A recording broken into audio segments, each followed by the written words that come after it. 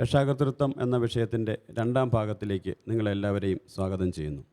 കഴിഞ്ഞ എപ്പിസോഡിൽ കണ്ടതുപോലെ കുട്ടികൾ നന്നാവാൻ നമുക്ക് നന്നാവാം എന്നുള്ളതാണ് നമ്മുടെ പ്രധാനപ്പെട്ട ഒരു വിഷയം. കുട്ടികളുണ്ടാവുക എന്നുള്ളത് ഒരു പ്രക്രിയയാണെന്നും ഉദരത്തിൽ കുട്ടികൾ ജനിക്കുന്നത് മുതലേ ആ കുട്ടിയുടെ ജീവിതത്തിൻ്റെ വിധി നിർണയത്തിൻ്റെ കാലഘട്ടം ആരംഭിക്കുകയാണെന്നും കഴിഞ്ഞ എപ്പിസോഡിൽ നമ്മൾ കണ്ടു കഴിഞ്ഞു. ഇന്ന് നമ്മൾ മറ്റൊരു പുതിയ തീമിലേക്ക് പോവുകയാണ്.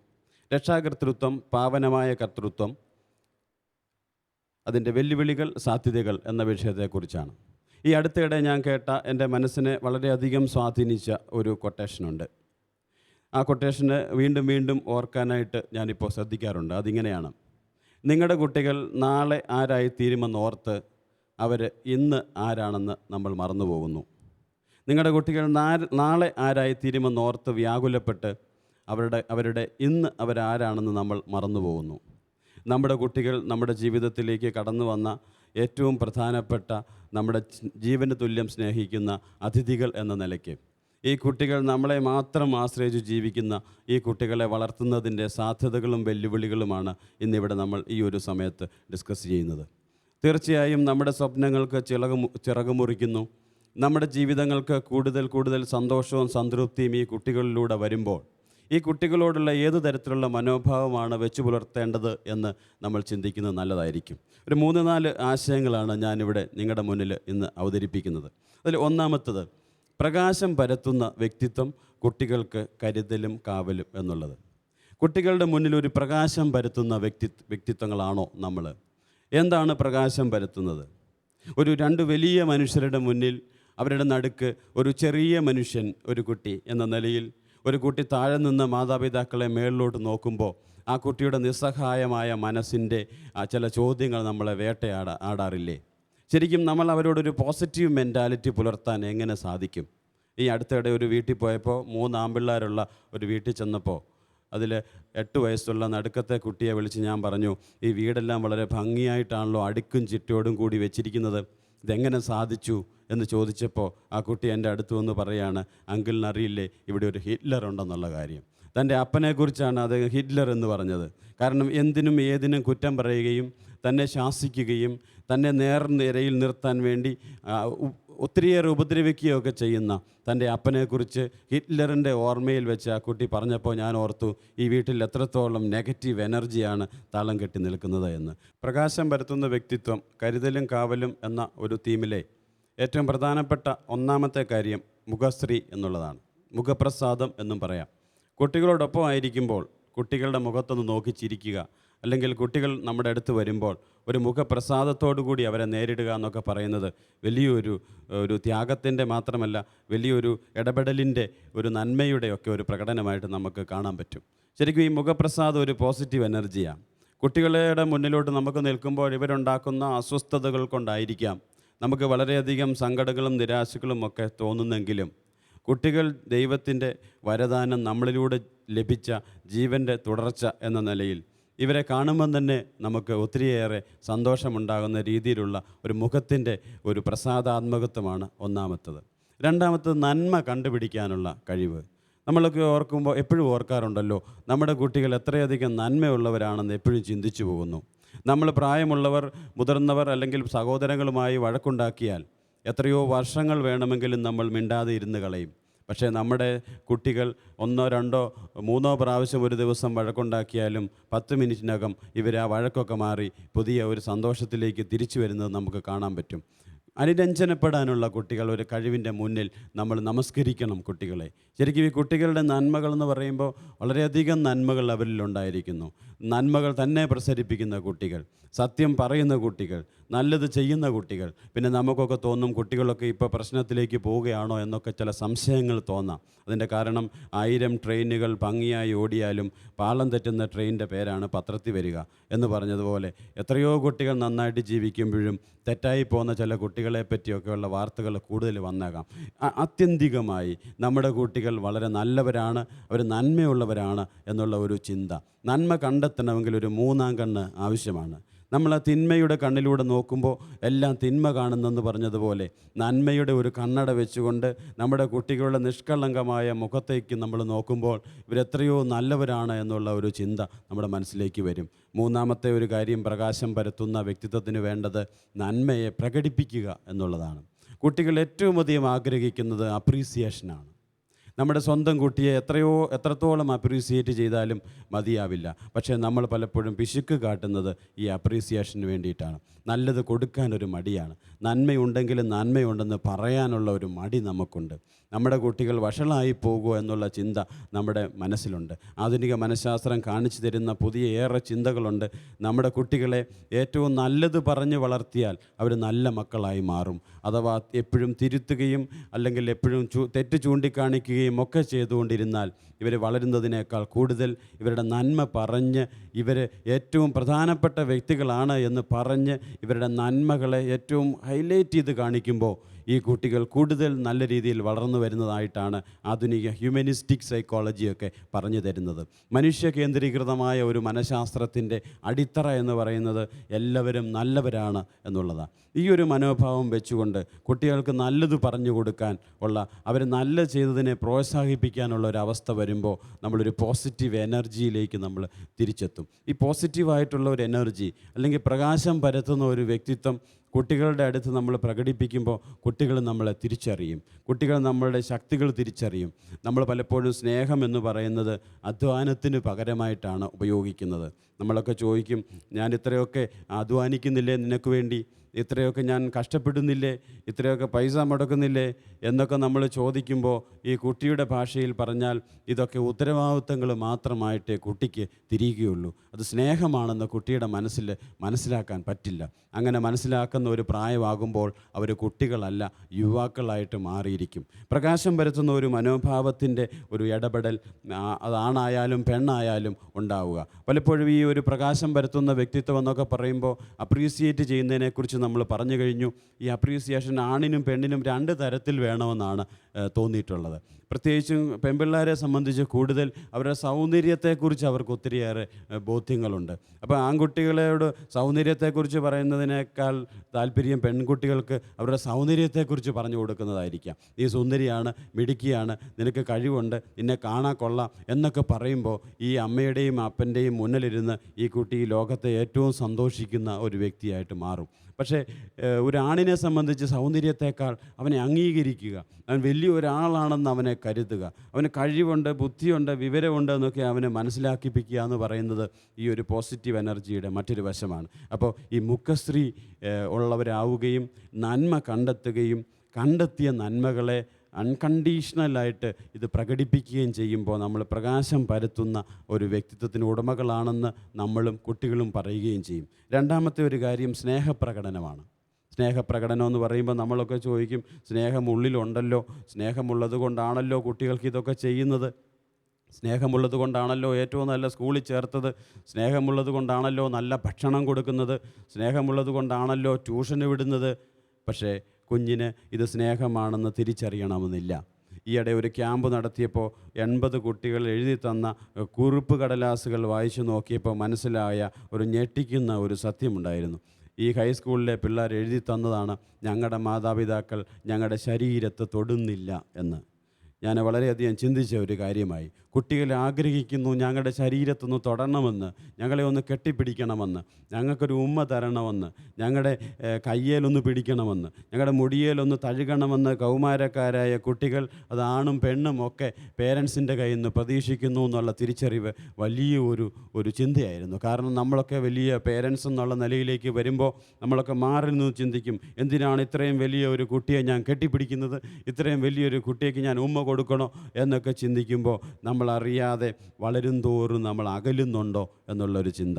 ഈ അടുത്ത കാലത്ത് ഒരു പേരൻസിൻ്റെ മീറ്റിങ്ങിന് പോയപ്പോൾ അവിടെ പേരൻസിനോട് ഒരു 10,000 പേരിരുന്ന ഒരു ചടങ്ങിൽ ഞാൻ ചോദിച്ചു, നിങ്ങളുടെ കൗമാരക്കാരായ കുട്ടികൾക്ക് ഒരു ആഴ്ചയിൽ ഒരു ദിവസമെങ്കിലും കെട്ടിപ്പിടിച്ച് ഒരു ഉമ്മ കൊടുക്കുന്ന ഒരു കൈ വെക്കാൻ പറഞ്ഞപ്പോൾ ഒരു 10 പേര് കൈ പൊക്കി. ബാക്കിയുള്ളവരൊക്കെ എന്തിനാണ് ഉമ്മ കൊടുക്കുന്നത്, അതിൻ്റെ ആവശ്യമില്ലല്ലോ എന്നൊക്കെ ചിന്തിച്ച് ഒരു ചെറു ചിരിയോടുകൂടി അവിടെ ഇരിക്കുകയായിരുന്നു.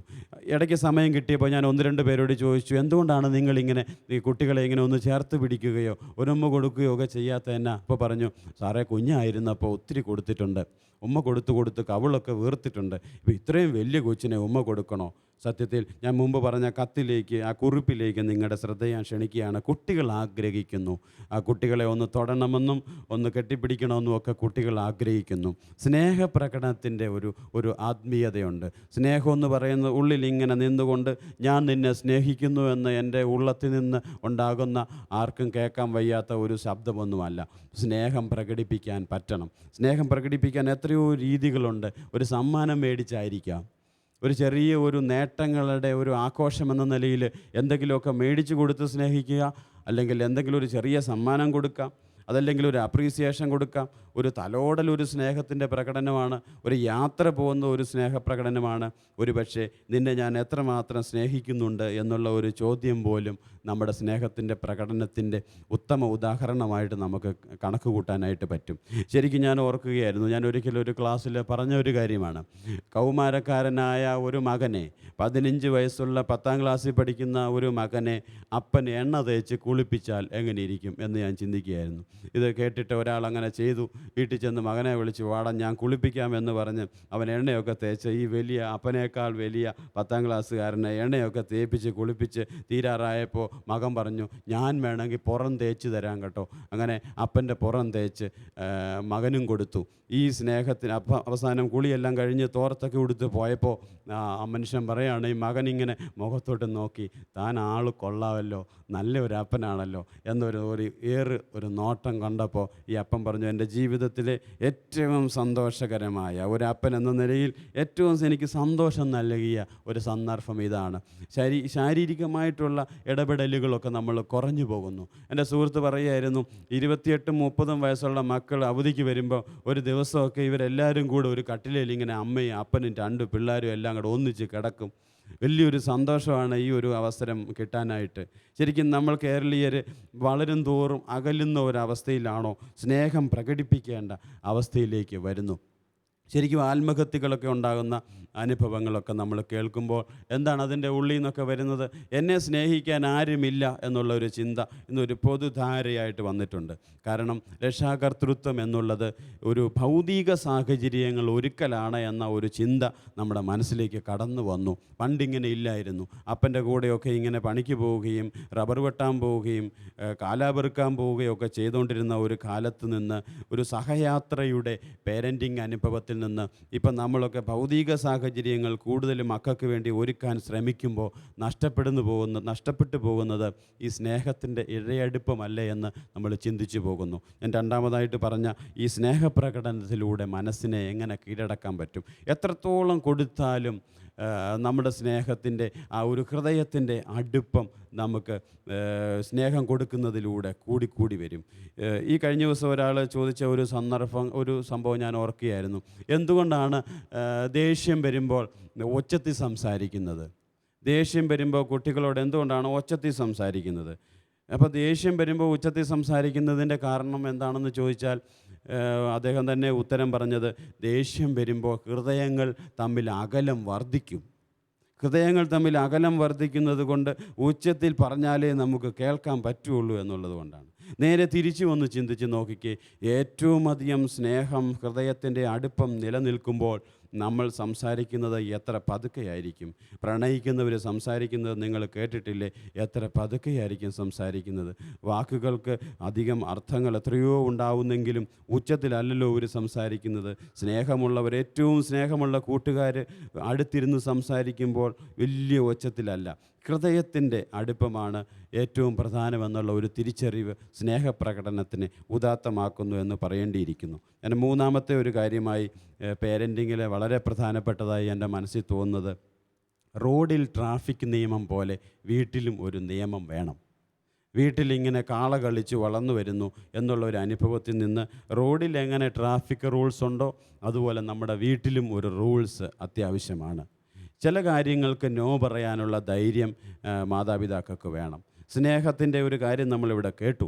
സ്നേഹത്തിൻ്റെ കാര്യം കേൾക്കുമ്പോൾ നമ്മൾ തോന്നും ഇവൻ പറയുന്നതെല്ലാം നമ്മളങ്ങ് അനുസരിച്ച് കൊടുക്കലാണ് സ്നേഹത്തിൻ്റെ ഭാഷ എന്നുള്ള ഒരു തിരിച്ചറിവ് ഉണ്ടായേക്കാം. പക്ഷേ അല്ല, ചില കാര്യത്തിലൊക്കെ നിയന്ത്രണം വേണം. പ്രത്യേകിച്ച് ആധുനിക ലോകത്ത് പേരൻറ്റിങ് ഒരു അത്ര ഈസി ആയിട്ടുള്ള ഒരു കാര്യമല്ല. ടെക്നോളജിക്കൽ ഡെവലപ്മെൻറ്റ്സ് ഒക്കെ ഒത്തിരിയേറെ വന്നപ്പോഴത്തേക്ക് കുട്ടികൾ മാതാപിതാക്കളേക്കാൾ അഡ്വാൻസ്ഡായി മാറിയിരിക്കുന്നു.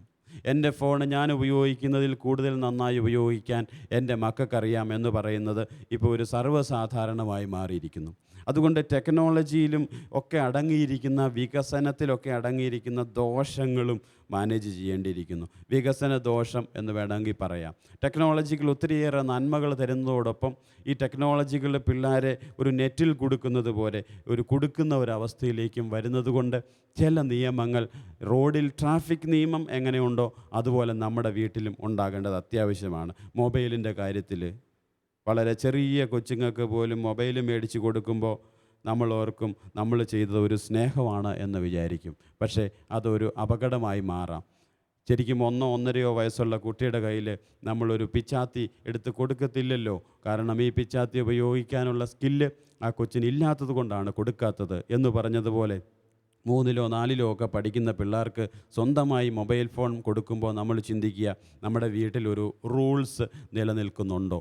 അടുത്തതായിട്ട് നമ്മൾ ഈ ബൈക്കിൻ്റെയൊക്കെ കാര്യം പറയുമ്പോൾ നിങ്ങൾക്കത് തീർച്ചയായിട്ടും അറിയാം. ബൈക്കൊക്കെ ഒരു ക്രൈസായിട്ട് ഉപയോഗിക്കുന്ന കുട്ടികൾ ഇതൊക്കെ ഏത് പ്രായത്തിൽ, നിയമാനുസൃതമായ പ്രായത്തിൽ കൊടുക്കണമെന്നൊക്കെ ചിന്തിക്കുന്നത് വീട്ടിൽ നിന്ന് ഒരു റൂൾസ് ഡെവലപ്പ് ചെയ്യുന്ന ഒരവസ്ഥ ഉണ്ടാകണം. വീടുകളിൽ നോ പറയേണ്ടതിനെ ശക്തമായി നോ പറയാൻ പറ്റുന്നതാണ് യഥാർത്ഥ പേരൻറ്റിങ് എന്ന് പറയുന്നത്. കുട്ടികളെ പേടിക്കലും കുട്ടി പറയുന്നത് മുഴുവൻ അംഗീകരിച്ചു കൊടുക്കലും അല്ല യഥാർത്ഥ രക്ഷാകർതൃത്വം. ചിലതിനെയൊക്കെ നോ പറയേണ്ടി വരും. പക്ഷേ ഒരു കാര്യം നമ്മൾ ചിന്തിച്ചേക്കാം, അങ്ങനെ നോ പറയുമ്പോൾ അന്നേരം ചിലപ്പോൾ ചില പിണക്കങ്ങളുണ്ടാകാം, ചില പ്രതിസന്ധികളുണ്ടാകാം, നമ്മൾ ഏറ്റവും മോശക്കാരായെന്ന് വരാം. പക്ഷേ അതൊക്കെ വരാനിരിക്കുന്ന നല്ല നാളേക്ക് വേണ്ടിയുള്ള ഇന്നിൻ്റെ ചില വേദനകൾ എന്ന നിലയിൽ മാത്രം കരുതി നല്ല ഒരു ഭാവിക്ക് വേണ്ടി നമ്മൾ കുട്ടികൾക്ക് വേണ്ടി വളർത്താം. കുട്ടികൾ വളർന്നു വന്ന് ഒത്തിരിയേറെ വികസിച്ച് നല്ല നിലയിലെത്തുമ്പോൾ കുട്ടികൾ പറയും, അന്ന് എൻ്റെ അപ്പൻ ഞാൻ അത് ചോദിച്ചപ്പോൾ എനിക്ക് തരാതിരുന്നത് കൊണ്ട് ഞാൻ നല്ല നിലയിൽ എനിക്ക് പഠിക്കാൻ പറ്റി, അന്ന് എനിക്ക് ഇന്നത് കിട്ടാതിരുന്നത് കൊണ്ട്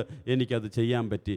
ഇത്തരത്തിലുള്ള ചിന്തകൾ കേൾക്കുമ്പോൾ നമ്മുടെ മനസ്സിന് ലഭിക്കുന്ന ഒരു ധന്യത എന്ന് പറയുന്നതാണ് യഥാർത്ഥത്തിൽ പേരൻറ്റിങ്ങിൻ്റെ ഒരു വലിയ സന്തോഷവും. ശരിക്കും ഈ ഒരു കല അഭ്യസിക്കുന്നത് പോലെ, ഒരു പുതിയ ഒരു കല പഠിക്കുന്നത് പോലെ രക്ഷകർത്താവാവുക എന്നുള്ളത് ഒരു പ്രക്രിയയാണ്. നമ്മളൊക്കെ രക്ഷകർത്താവായിക്കൊണ്ടിരിക്കുന്ന ഒരു പ്രക്രിയയാണ്.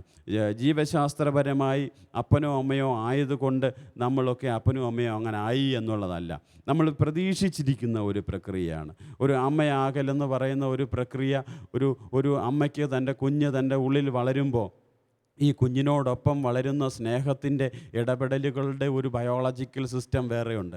നമ്മളൊക്കെ അതിനെ ഒരു പ്രീനാറ്റൽ പീരീഡ് എന്നൊക്കെ പറഞ്ഞ് ഗർഭപാത്രത്തിലുള്ള ഒരു ബന്ധത്തിൻ്റെ ഒരു ജൈവശാസ്ത്രപരമായ ഒരവസ്ഥയെ നമുക്ക് ചിലപ്പോൾ മനസ്സിലാക്കാൻ പറ്റും. പക്ഷേ ഈ കുഞ്ഞ് നമ്മുടെ കുടുംബത്തിലേക്ക് ജനിച്ചു വരുമ്പോൾ, കുടുംബം എന്ന് പറയുന്ന ഒരു ഗർഭപാത്രാവസ്ഥയിലുള്ള ഒരു അവസ്ഥയിൽ ഈ കുഞ്ഞ് വളരുമ്പോൾ നമ്മുടെയൊക്കെ സ്നേഹവും ഊർജ്ജവും കരുതലും ഒക്കെ കിട്ടിയാണ് ഈ കുഞ്ഞ് വളരുന്നത്. അതുകൊണ്ട് ഈ ഒരു കരുതലിനോടൊപ്പം ചില നോകളും കൂടെ കുട്ടികളോട് പറയേണ്ടിയിരിക്കുന്നു. ഞാൻ ഈ കഴിഞ്ഞ ഇടയിൽ മനസ്സിലാക്കിയ ഒരു കാര്യമാണ്. ആകപ്പാടെ 5 സെൻറ്റ് സ്ഥലവും ഒരു വീടുമുള്ള ഒരു വീട്ടിൽ ബൈക്ക് വേണമെന്ന് പറഞ്ഞ് അപ്പനെ ഭീഷണിപ്പെടുത്തി അപ്പൻ അതിന് വഴങ്ങി ഈ ബൈക്ക് മേടിച്ചു കൊടുത്തു. +1കാരന് ബൈക്ക് മേടിച്ചു കൊടുത്ത് ഈ ബൈക്ക് ലോൺ എടുത്ത് പലിശ അടയ്ക്കാതായി അവസാനം ഒരു ബാങ്കിൽ നിന്ന് ഈ വീടും 5 സെൻറ്റ് സ്ഥലവും ജപ്തി ചെയ്യാൻ വന്നപ്പോൾ ഈ വീടിൻ്റെ പുറകുവശത്ത് ആത്മഹത്യ ചെയ്ത അപ്പനെ ആണ് കാണുന്നത്. കാരണം തനിക്കോ ഇത് അടയ്ക്കാൻ പറ്റുന്നില്ല. ഒറ്റ മകന് ലോൺ എടുത്തുകൊണ്ടുണ്ടാക്കിയ ഒരു പ്രതിസന്ധിയും പ്രശ്നങ്ങളും. നമുക്ക് ആകാവുന്നത് മാത്രമേ മക്കളെടുത്ത് ചെയ്യാൻ പാടുള്ളൂ എന്നുള്ള ഒരു ചിന്ത നമ്മളെ നയിക്കണം. ശരിക്കും പറഞ്ഞാൽ ഒരു ട്രാഫിക് റൂൾസ് ഇതൊക്കെ കേട്ടുകൊണ്ടിരിക്കുമ്പോൾ മക്കളെ സ്നേഹിക്കുന്നതിന് വേണ്ടി മാതാപിതാക്കൾ എന്തും ചെയ്യണം എന്നുള്ളതല്ല. മാതാപിതാക്കളുടെ ശൂന്യവൽക്കരണത്തിലൂടെയാണ് മക്കളുടെ ഒരു വളർച്ച ഉണ്ടാവുന്നു എന്നുള്ളത് ശരി തന്നെ. പക്ഷേ ചില കാര്യങ്ങൾ മാതാപിതാക്കൾ എന്ന നിലയിൽ തന്നെ നോ പറയാനായിട്ട് പഠിക്കണം. മക്കളെ പേടിക്കേണ്ട യാതൊരു അവസ്ഥയും ഇല്ല എന്നുള്ളതാണ് ഞാൻ ഈ 3ാമതായിട്ട് അവതരിപ്പിച്ച ഒരു കാര്യം. അടുത്തതായിട്ടൊരു പറയാനുള്ളൊരു കാര്യം, പഠന വൈകല്യങ്ങളെ പോലെയുള്ള ചില സംഗതികളെ നമ്മൾ തിരിച്ചറിയുക എന്നുള്ളതാണ്. ഇപ്പം എല്ലാവരും സ്കൂളിൽ പോകുന്നു, എല്ലാവരും പഠിക്കുന്നു, എല്ലാവരും ഉയർന്നു വരുന്നു. അതുകൊണ്ട് തന്നെ വളരെ ഫാസ്റ്റായിട്ടുള്ള ഒരു ലോകം ഇവിടെ നിൽക്കുന്നു. പിള്ളേരെല്ലാം വളരെ വേഗത്തിൽ മുന്നോട്ട് നയിക്കുന്നു. നിങ്ങൾ നിൽക്കുന്നിടത്ത് നിന്നാൽ വളരെ ഫാസ്റ്റായിട്ട് നിങ്ങൾ പുറകോട്ട് പോയിക്കൊണ്ടിരിക്കും എന്ന് പറയുന്നത് പോലെ നമ്മുടെ ഈ ലോകത്ത് മുഴുവൻ കുട്ടികളും ഇങ്ങനെ പഠിച്ച് വളർന്ന് പോകുമ്പോൾ അല്പം പ്രതിസന്ധികളുള്ളവരെ നമ്മൾ മനസ്സിലാക്കാതെ പോകും. പ്രത്യേകിച്ച് പഠന വൈകല്യമുള്ളവരെ. പഠന വൈകല്യം എന്ന് പറയുമ്പോൾ സീരിയസ് ആയിട്ടുള്ള മാനസിക രോഗങ്ങളൊന്നും അല്ല. പഠിക്കാനായിട്ട് പുറകോട്ട് നിൽക്കുന്നവരെ, അല്പം പിരിപിരിപ്പ് സ്വഭാവമുള്ളവരെ, ഹൈപ്പർ ആക്ടിവിറ്റി എന്ന് പറയും. അല്ലെ, ക്ലാസ്സിലിരിക്കുമ്പോൾ ഒന്ന് കേൾക്കാനായിട്ട് മനസ്സുണ്ടെങ്കിലും കേട്ട് കഴിയുമ്പം മനസ്സിലത് ഉറയ്ക്കാത്തവരെ, സ്ലോ ലേണേഴ്സ്. ഒരു ക്വസ്റ്റ്യൻ ആൻസർ എഴുതുന്ന സാഹചര്യം വരുമ്പോൾ അതൊന്ന് എഴുതി പിടിപ്പിക്കാൻ പറ്റാത്തവരെ, പഠിച്ചിട്ടുണ്ട് പക്ഷേ എഴുതുമ്പോൾ പേപ്പറിൽ വരുന്നില്ല. പഠനത്തിന് പുറകെ നിൽക്കുന്ന ആൾക്കാരെ കൈകാര്യം ചെയ്യുന്നത് എങ്ങനെ? ഇപ്പോഴേറ്റവും കൂടുതൽ പ്രതിസന്ധി അനുഭവിക്കുന്നതും അവരാണെന്ന് നിങ്ങളോട് പറയേണ്ടിയിരിക്കുന്നു. കഴിഞ്ഞ ഇടയ്ക്ക് ജയിലിൽ നടന്ന ഒരു പഠനത്തിൽ തെളിയിച്ച ഒരു കാര്യമുണ്ട്. ജയിലിൽ വാസം അനുഭവിക്കുന്ന യുവാക്കളുടെ ഇടയിൽ ഒരു സ്റ്റഡി നടത്തിയപ്പോൾ അവരിൽ 10-7 പേരും പഠനവൈകല്യമുള്ള കുട്ടികളായിരുന്നു എന്ന് തെളിഞ്ഞു. കാരണം പഠനവൈകല്യമുള്ളത് കൊണ്ട് തന്നെ ഇവർ സമൂഹത്തിൽ നിന്ന് നമ്മൾ ഒഴിവാക്കപ്പെടുന്നത് കൊണ്ട് തന്നെ ഇവരെ കുറ്റം പറഞ്ഞ് ഇവരുടെ ആത്മബോധത്തെ നമ്മൾ നശിപ്പിച്ച് കളയും. അങ്ങനെ പതിയെ ഇവർ സാമൂഹ്യ വിരുദ്ധ സ്വഭാവത്തിലേക്ക് പോകുന്നതായിട്ട് കാണുന്നു. ശരിക്കും പഠനവൈകല്യമുള്ളവരാണ് പ്രമുഖരായിട്ടുള്ള പല ആൾക്കാരുമെന്ന് നമുക്കറിയാം. ഞാനിവിടെ പറയുന്നത് രക്ഷാകർതൃത്വം എന്ന കലയിൽ എല്ലാത്തിനെയും ഉൾപ്പെടുത്തലിൻ്റെ ഒരു മനോഭാവമാണ്. നമ്മൾ ബൈബിളിലൊക്കെ ഒത്തിരിയേറെ കാണുന്നുണ്ടല്ലോ.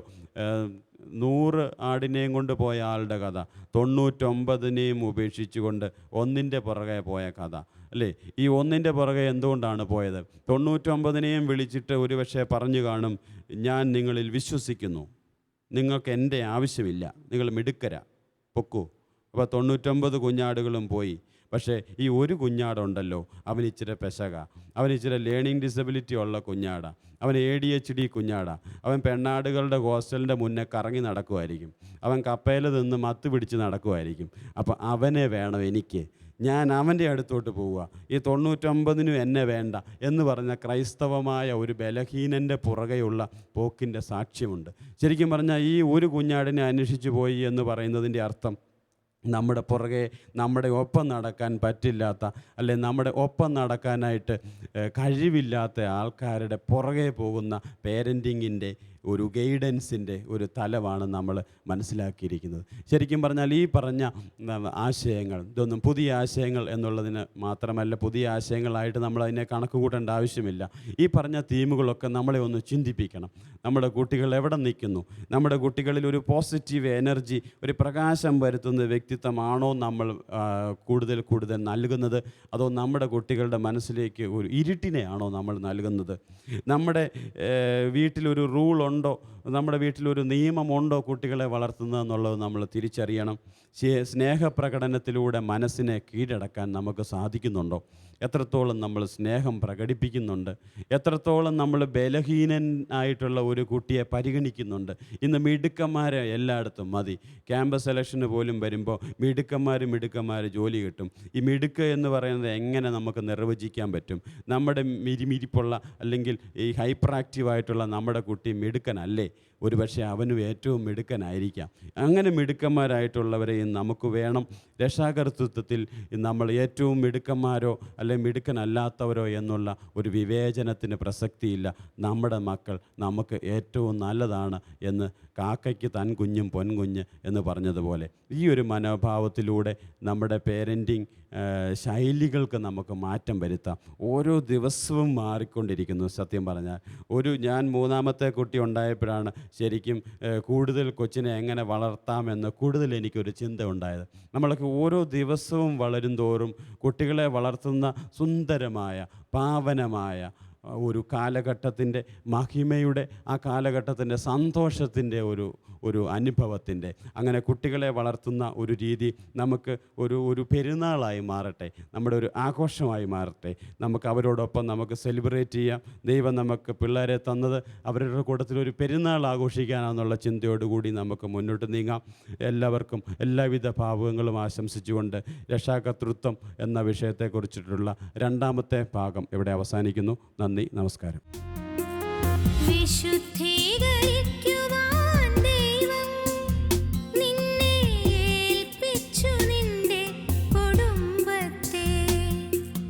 പതിയും പത്നിയും ഒന്നിച്ചു